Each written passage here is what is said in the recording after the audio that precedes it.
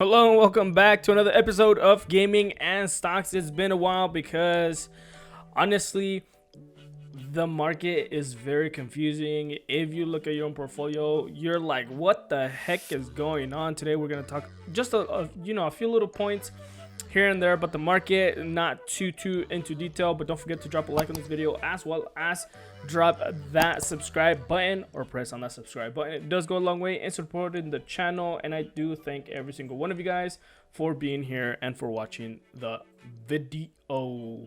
So number one thing, we're gonna look at the heat map of the S&P 500, and I mean, it's not too bad. It is the third consecutive day that hasn't been like a positive overall in this sector. As you can see, Google is down, Apple is down, Johnson and Johnson is down, Tesla surprisingly is up. So it's kind of like a kind of day. It's not the best, it's not the worst. If we want to go ahead and go to the Nasdaq, it looks the same. If you go to the Dow Jones, I mean, it's kind of negative. If you want to put it that way, it doesn't look that great. The performance obviously it's not good.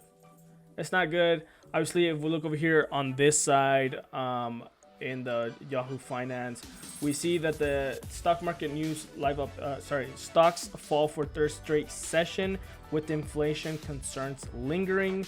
I mean, that is something that is very, very alarming when it comes to inflation. It really hurts the market a lot.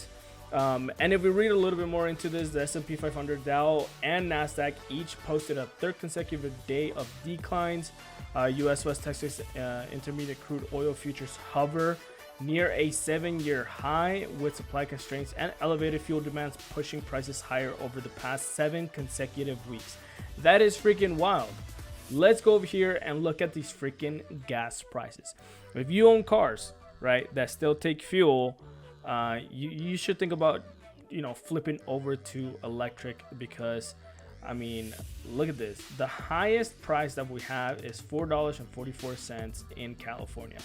That makes sense, right? Don't forget that I believe in 2030, California's not gonna accept, car dealerships to sell cars that take gas, so they're definitely going to go more onto the electric side.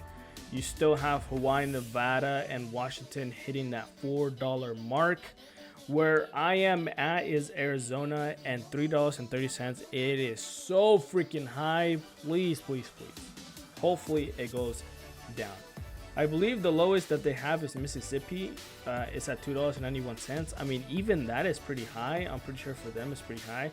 So yeah, it's kind of alarming. Outside of oil, aluminum price and edged lowers after reaching their highest level in 2008 on Monday, and copper prices turned lower after a near 2% jump. For investors, if you're looking at the market and you are asking yourself, what the heck am I going to do? Let me just put this into perspective. Relax, right? Don't sell all your stocks because everything is looking very, very red.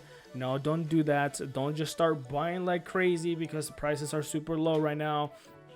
Be safe. Obviously, I'm not a financial advisor, so please do not take this or my words as advice. But I suggest just putting more money into your portfolio as a source of just having cash there, just in case the market comes a little better. I mean, you can average cost your average cost shares on your shares.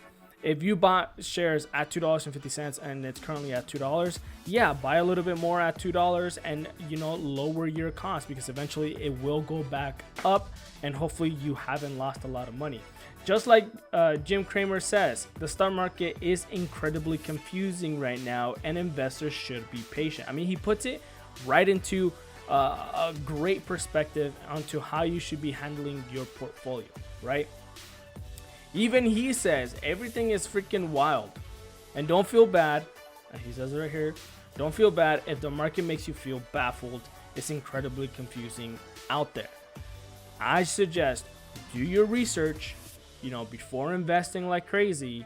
Don't invest all of your cash that you have in there. Maybe just invest 25%. of the cash that you currently have, buy some, and see what happens tomorrow. If it's the third consecutive session that has had negative numbers, I don't think it's going to be the last, right? So definitely put that into your brain. I personally have added a little bit more into my portfolio via cash or buying power. And I'm gonna keep doing that for a little bit. I might just buy a little bit more of the stocks to increase my portfolio, but not as much as I've been doing last month.